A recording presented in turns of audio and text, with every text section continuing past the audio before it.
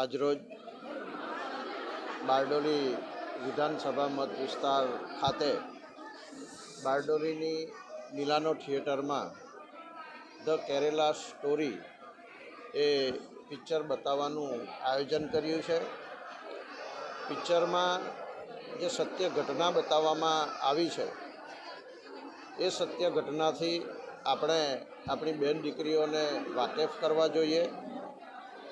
ગઈકાલે રાત્રે આ પિક્ચર મેં પોતે પણ જોયું છે અને આજે આ બારડોલીની બહેનો માટે આ પિક્ચર જોવાનું આયોજન કર્યું છે.